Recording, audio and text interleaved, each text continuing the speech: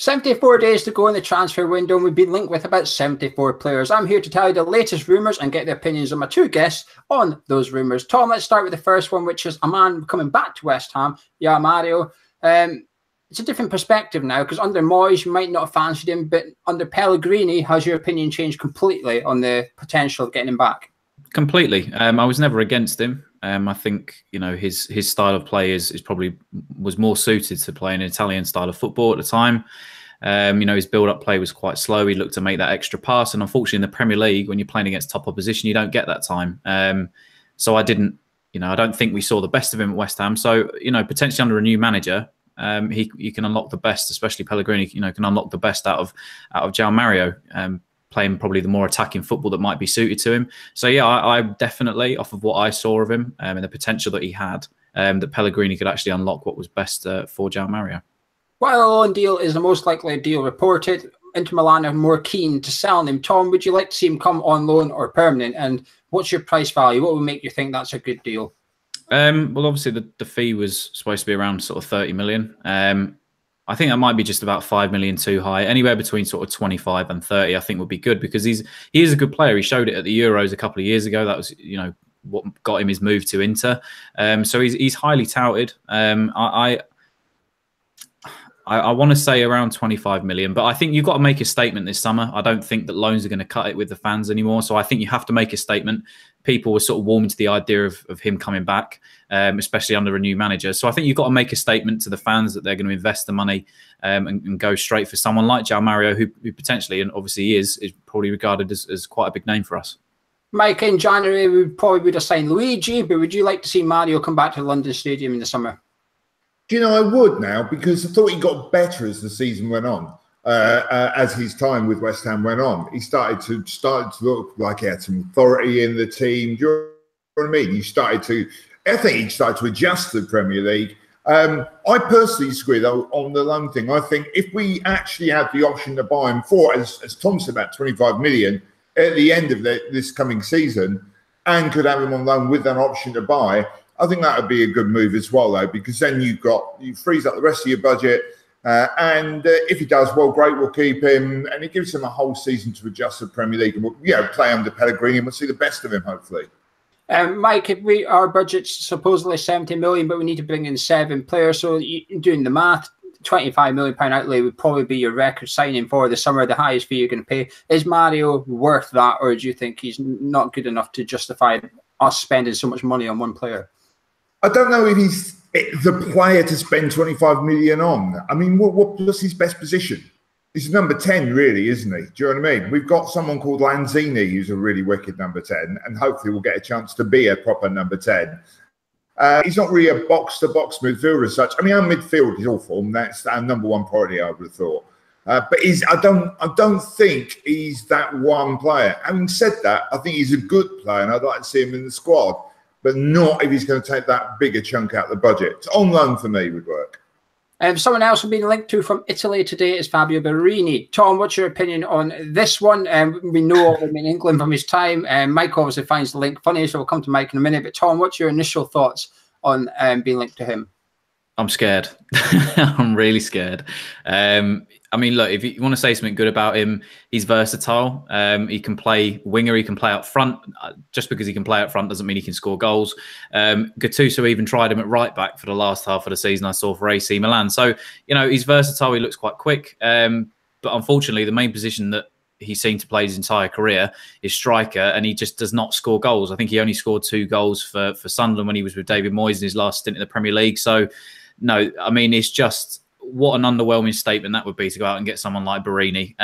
If anyone, you know, this is the time for Sullivan to buck his ideas up, and I can just imagine this, just the fans' reaction to seeing someone like Borini being signed. So, no, it's a no from me, unfortunately. I think it'd be a resounding no from everybody else as well. Mike, you were having a laugh there. Are you hoping that this transfer rumour is a bit of a joke? Well, I think the best thing I can say that Fabio Borini's got going for him is he's got a great name. That is a name of a good footballer, isn't it? Fabio Borini. I am a striker. I am a great player. Unfortunately, he isn't a great player. He's failed consistently to score any goals in the Premier League. I don't really buy this, I'm a winger. Do you remember when Moyes was playing him at Sunderland? He started playing him wide, and all he did was whine publicly to the press that he wasn't playing his favoured position up front, even though they didn't really have anyone to play there, did they? I mean, there was still Defoe trying to score goals for him and scoring goals for him. So why would you play someone who scores like no goals? He's a striker who doesn't score. Great name aside, he would be a terrible side. From a technical rumour to a perhaps ambitious one, Mike, is a Newcastle captain, Lascelles. We spoke about 25 million for Mario. The price tag that's been attached to this guy's head is 30 million. I take it, would you be happy with this player, but perhaps not the price? What do you make of this rumour? Not for 30 million. I think he's a good player, actually. He's quick, he's quite imposing, he reads the game well. He looked very good for Newcastle last season. So, yeah, he's the sort of player I'm not surprised we're getting linked with. I think we need a centre-half as well. I think that's a given. Would you agree with me on that? I think we do. Now that Ginger's gone, I don't know what's happening with Winston Reid, but not for 30 million. We need to sort the midfield up. That is the thing we need to spend the money on first and foremost, I think, anyway. But I don't think we've got that much money to spend on the central defender when we've still got Bonner and Rice and, you know, Winston Reid, what's happening with him. You know, so we have got a couple of really good centre-halves, I think, Bonner and Rice. So we know that Pellegrini is going to play a 4. We know that. He always has played a 4. So that's going to happen there. We don't need 3 centre-halves in the back all the time to start with, do we? So immediately you've got, do we need to spend, I don't think we need to spend 30 million on him, personally. John, what about yourself? Would this be a signing of intent? I love every bit about the rumour. Just not for the price. I mean, it's probably maybe 5 million out. It's small margins, but I love everything about this kid. I follow England quite, a lot, I guess, out of all of us on the channel. He was the best English centre-half, probably other than Gary Cahill in the second half of the season. He's young, he's hungry. I mean, they threw the captaincy at him when they were down in the Championship, and he just responded, and he just looks a man 10 years his age. He really grabbed the ball by the horn, so to speak, and his passion for the game when he plays is unbelievable. And I just think that we've been lacking in that for some time. I think we might have found it in Declan Rice. We lost it in Ginger Collins. But with Reid sort of potentially on the way out, we don't know. And Ogbonna still scares me a lot of the time. I just think, what a statement of intent would it be to bring in someone who is this young and is so versatile. Like Mike said, he's very commanding, he's tall, his aerial presence is big. I just think it would be a real statement of intent to get, especially a young English centre-back in like Lascelles. And obviously we need to strengthen. Hopefully maybe the money will come up from selling players and net spend and all that stuff. Whether Sullivan will do that or not, we don't know, but I just think it would be such a statement of intent to go and get this guy, because I think you can see how much Newcastle want to keep hold of him, because they realise that they do have a talent on their hands. He's only young, he's only 24, and the ceiling is as high as he wants it to go. And I think potentially having someone like him and Declan Rice next to each other, 2 young centre-backs that read the game so well, could be a solid partnership for the next 5-10 years if we can keep hold of them. So I love every bit about it, but just whether or not the 30 million is something that Sullivan wants to do, it's a question of how much money we're willing to spend in a transfer window. Another centre-back we're being linked with is Marlon Santos of Barcelona, who's currently halfway through a 2-year loan at Nice. It looks unlikely, however, because I can't see how he'll possibly get a work permit, but we'll cover that one if we need to. But before we go on to outgoings, we'll talk about the man in charge of the incomings and outgoings. Looks like West Ham are set to announce Director of Football Mario Lascelles, if that's how you pronounce his name correctly, the former Director of Football at Malaga, who's previously worked with Pellegrini and had a good success over in Spain. Tom, is this signing just as important as any player signing we're going to make this summer? Absolutely. This was the one position that we needed to fill, was take the transfers out of Sullivan's hands. Well, not entirely, but get somebody in there that will do the research, that will do the scouting, that will speak to the players, that will speak with the manager and will liaise and do that. Just leave Sullivan to do his job in the back room in terms of paying the money for the transfers and speaking with Lascelles or Pellegrini and just paying the money. To keep his mouth shut, just allow the Director of Football to go about his job, to see the players that he wants with Pellegrini. And I think this was the biggest thing for us probably going into the transfer window. Besides from the players, we've had an ownership and a board that have opened their mouths far too often. And finally allowing them to have hopefully that control over the team, over the players, who says what, it was the biggest thing for us. And I think hopefully if we've appointed the right man, and we don't know much about him other than that he signed a few good players for Malaga and Villarreal. But if the two of them can do what they did in Spain, then this is probably, the start of something hopefully special for the next sort of 2 or 3 years, and can lay the foundations going forward potentially for the next manager. Mike, it looked like we were going to announce Eduardo Marcia, the head of recruitment currently at Leicester City, but it looks like Manuel Pellegrini's got his preferred director football coming. How important is it that Pellegrini's picked director of football rather than David Sullivan? Oh, absolutely essential. I mean, I agree with everything Tom just said. It's really important that we back Pellegrini all the way now, not just with money, but by getting the backroom stuff he wants, and that includes the person he's going to have doing the actual signing of the players. And as Tom said, we really don't want Sullivan and Gold anywhere near this, especially Sullivan. All he needs to do now is get his crayon out and sign the cheque. Yeah, that's all. The last bit we need from him is that we don't want him getting... And I'm wondering if by getting rid of him, we'll stop this ridiculous leak culture we've got. Where we just everyone knew every player we were after for the last however many hundreds of transfer windows we've had. Lascelles, I think, was good at Malaga from what I've heard, and Valencia before that, wasn't it? And I think he's worked with Pellegrini. Pellegrini wants him, get him. What about the outgoings, Mike? As we established before we went live, he's done quite well in terms of moving players on for a substantial profit.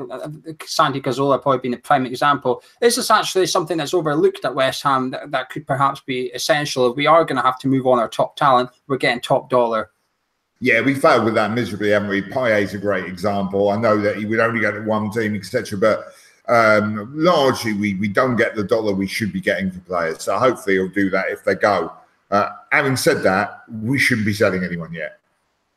The 3 players that we're going to talk about that are linked to outgoing. The first one, Tom, is Sam Byram. It looks like while everybody's supposed to get a chance, it's not stop the transfer rumours. That's all we're discussing. We're discussing gossip. This doesn't necessarily mean it's happening. But Sam Byram is one that's been linked with a move away. He's 24 years old, and it looks like Pellegrini might be eyeing up a right back to come in and help Zabaleta out. And Byram's going to be a sacrifice. Right decision or not, Tom? I'd say it was the right decision. I'd probably say we'd not seen enough of him, of what we wanted to see in the last couple of years when we signed him from Leeds. Look, he was a good young player. He had the potential, but unfortunately injuries have kept him out. He's had a workhorse in Zabaleta to try and get in front of all season, and that was never going to happen. His best chance was, when we first signed him, I think it was the whole Jenkinson was still there. Was he when? Yeah, he was. Yeah. So he probably should have made his mark earlier. He hasn't done that. Obviously, injuries have kept him back, but it's not to say he can't have a decent career somewhere else. Obviously, he's probably going to have to carve that out in the Championship somewhere. But I just think that at the minute, for his age and how much he's played, I just think it's a level above what we're trying to achieve. So it's no disrespect to Sam. It's not, he's been a decent servant. We've just not seen enough of him, and I just don't think he can cut it at the top level. So no, I think it's the right decision to let him go. One player who faltered towards the end of last season before getting injured was Mikel Antonio. Mike, he's currently being linked with a move across London to Selhurst Park. Would you be disappointed to see him go, or do you think we should be cashing in on him? No, we should be keeping him. I know he had an injury-wrecked season. I noticed Gary Llewellyn's gone as well, hasn't he? You start to wonder how much of that was to do with him. He was brought back clearly far too early when recovering from injury last season, broke down again straight away. We all saw that happen at the stadium we were in watching the game. You can't be doing that. I think Antonio needs to be given at least another season to re-establish himself. He's a sort of quick, powerful player that Pellegrini likes to play wide. So we're only going to have to replace him. And having spent a year injured, pretty much, then you're not going to get the dollar you should be getting for him. Especially from Crystal Palace, if you no offence, Palace fans, but come on. No, we've got the world's thinnest squad. We make wafers look fat. Our squad is so thin. We cannot start selling people. We need to bring players in. We could easily bring in 7 players without selling anyone. Forget the money aspect and just looking at squad volume. And we would have a half-decent squad then. You know what I mean? We just don't have it. Look at the players who left in the season even, and we just didn't replace, and Hugo is not a replacement. Mike, you mentioned there about top dollar for Antonio. What is top dollar in your opinion? If he did go, what fee would make you go, actually, that reflects what he's worth at West Ham? Really, if he has to go, 30 million. Interesting. Tom, the last one we're going to discuss tonight is the player that's been on loan at Aston Villa all season. He put up his Instagram post earlier to say thank you to Aston Villa fans. He basically implied he doesn't know what's happening next season yet. Again, a bit like Sam Byron one. Apparently, Pellegrini's opening the door for everybody. However, would you like to see him moved on? I think so. And this isn't anything to do with Snodgrass. Again, it's nothing against the guy. I don't think he was given a fair crack of the whip almost. You know, Brady was ready to shut him down before he'd even kicked a ball at West Ham. But he's just had a fantastic season in the Championship. And I think ultimately that is his level, or bottom of the Premiership, really. The best thing that he could have done this season was perform the way that he did. And I think clubs that are looking to get promoted, you know, almost a la Stewie Downing a few years ago, I guess, you know, you want to sign somebody that's not on the way down, but they're at their peak right now. And I think a lot of clubs, you know, that are looking to get back up next season, whether it be, I don't know, like a Middlesbrough or a Derby or some club like that, will pay probably between 10 to 12 million for him, even like a lower Premiership side that's just come in, a Fulham or something like that. And I think this is the best time to almost sell a player like that and move him on. So I think his time's come to an end, unfortunately, but definitely time to cash in. As long as it's going to get reinvested, you know, if we want to move forward, we're going to have to be selling players like this, turning a profit and reinvesting. So, no, I think, unfortunately for Snodgrass, he didn't really get his chance at West Ham. But after the season he's had, yeah, time to cash in on him. Well, there you have it. 6 latest transfer rumours surrounding West Ham United, and a director of football soon to be announced, hopefully, at the London Stadium, which is only going to mean more transfer rumours. But we'll be here all summer giving you the latest, as well as gathering opinions from guests over the course of the summer. I've been Gio, that's been Mike, that's been Tom, we've been Hammers Chat, this has been West Ham Rumours, and we'll see you soon.